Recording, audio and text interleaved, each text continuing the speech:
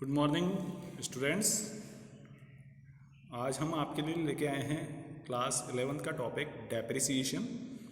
Depreciation क्या है, आज हम इसके बारे में डिस्कस करेंगे। Okay, so now let start. Depreciation.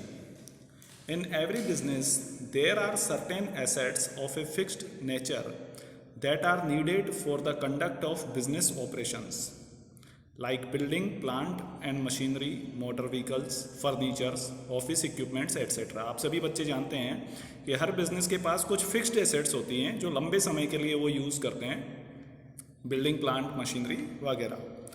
Fall in the value and utility of fixed assets due to their constant use and expiry of time is termed as depreciation। और जैसे जैसे ये एसेट्स पुरानी होती जाती है, हम इनका यूज़ करते जाते हैं और टाइम बीतने के साथ साथ इन फिक्स्ड एसेट्स की वैल्यू में डिक्रीज होता है, डिक्लाइन होता है, उसे ही हम डेप्रिसिएशन कहते हैं। ओके बच्चों, अब हम बात करेंगे इसकी कैरेक्टरिस्टिक्स की कि डेप्रिसिएशन की फीचर्स क्या क्या हैं। First of all, depreciation is decline in the value of fixed assets.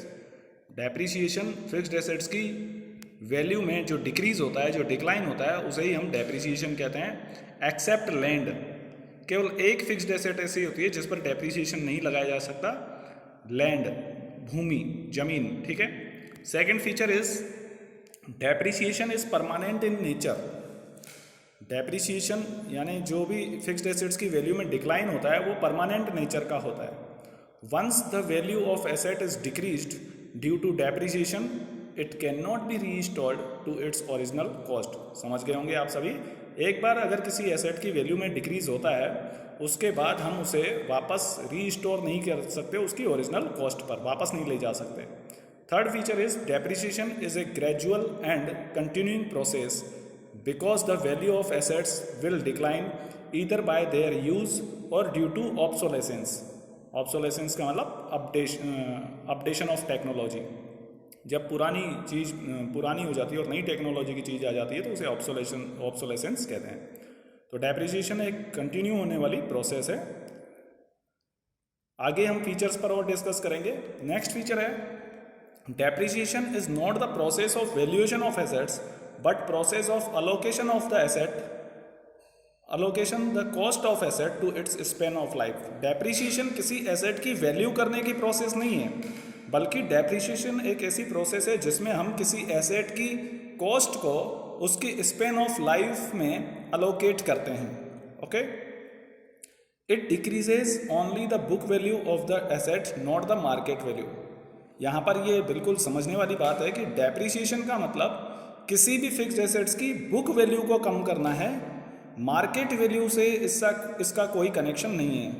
कई बार क्या होता है, जैसे बिल्डिंग है, हमने बिल्डिंग परचेज की, हर साल हम उसका डेप्रिसिएशन लगा करके और उसकी बुक वैल्यू को डिक्रीज करते जाएंगे, लेकिन हो सकता है उसकी मार्केट वैल्यू उससे ज़्यादा हो, तो मार्केट वैल्यू को हम डेप्रिसिएशन के थ्रू अफेक्ट नहीं कर सकते।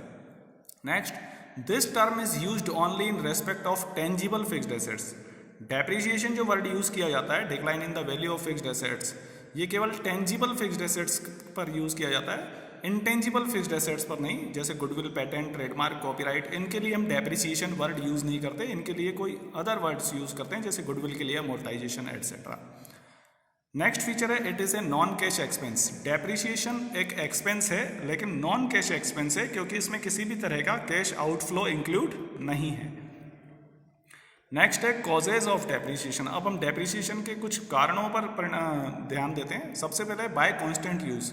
जब हम किसी फिक्स्ड एसेट्स को लगातार यूज़ करते रहते हैं तो उससे उसकी वैल्यू में जो कमी आती है वो डेप्रिसिएशन कहलाता है। तो पहला कारण हो सकता है कांस्टेंट यूज़। सेकंड है बाय एक्सपायरी ऑफ टाइम। कई एसेट्स ऐसी होती है जो टाइम एक्सपायर होने के साथ उनकी वैल्यू गिरती है, तो वो एक्सपायरी ऑफ टाइम दूसरा रीज़न हो सकता है। थर्ड रीज़न है बाय ऑब्सोलेसेंस। ऑब्सोलेसेंस का मतलब है अपडेशन इन टेक्नोलॉजी, नई इम्प्रूव्ड टेक्नोलॉजी आ जाए जिसके कारण पुरानी टेक्नोलॉजी की, जैसे मोबाइल फ़ोन्स आप जानते हैं, ये पुराने हो जाते हैं। इसी तरीके से अदर फिक्स्ड एसेट्स के बारे में भी हम इसको कंसीडर कर सकते हैं। नेक्स्ट कॉज हो सकता है by accident. Sometimes an asset may be destroyed due to fire, earthquake, flood, etc. Next cause of depreciation हो सकता है depletion. Depletion is the decrease in the value of vesting assets such as mines, oil wells, etc. due to their constant working. Next cause हो सकता है by permanent fall in market price. Sometimes fall in market value of fixed assets is treated as depreciation when it is permanent in nature. अगर किसी asset की market value में permanent decline आ जाए तो उसे भी हम डेप्रिसिएशन के रूप में कंसीडर करेंगे। अब बात करते हैं नीड ऑफ डेप्रिसिएशन। डेप्रिसिएशन क्यों जरूरी है? सबसे पहली बात है for ascertaining the true profit और लॉस। अगर हम डेप्रिसिएशन चार्ज नहीं करेंगे तो उससे क्या होगा, हमारा प्रॉफिट ज़्यादा हो जाएगा जो कि सही नहीं होगा और प्रॉफिट एंड लॉस अकाउंट सही हमारी फाइनेंशियल परफॉर्मेंस को रिफ्लेक्ट नहीं करेगा। Second point, for showing true and fair view of financial position. आप सभी जानते हैं बैलेंस शीट जो होती है किसी भी बिजनेस की वो फाइनेंशियल पोजीशन को रिफ्लेक्ट करती है। अगर हम डेप्रिसिएशन चार्ज नहीं करेंगे तो बैलेंस शीट में एसेट्स की वैल्यू ज़्यादा दिखाई जाएगी और बैलेंस शीट सही फाइनेंशियल पोजीशन रिफ्लेक्ट नहीं कर पाएगा। नेक्स्ट है to ascertain the accurate cost of production. आप सभी जानते हैं डेप्रिसिएशन जो है वो फिक्स्ड एसेट्स पर चार्ज किया जाता है और वो फिक्स्ड एसेट्स कई बार प्रोडक्शन प्रोसेस में यूज़ होती हैं, तो इसलिए अगर हम डेप्रिसिएशन चार्ज नहीं करेंगे तो सही प्रोडक्शन कॉस्ट भी कैलकुलेट नहीं हो पाएगी। Next to provide funds for replacement of assets. Depreciation is a non cash, आप सभी जानते हैं डेप्रिसिएशन जैसा हमने डिस्कस किया एक नॉन कैश एक्सपेंस है, तो इसलिए वो अमाउंट हम साइड रखते जाते हैं डेप्रिसिएशन का अमाउंट अपने प्रॉफिट्स में से अलग करके, और टाइम आने पर उससे हम अपनी एसेट्स को रिप्लेस भी कर सकते हैं।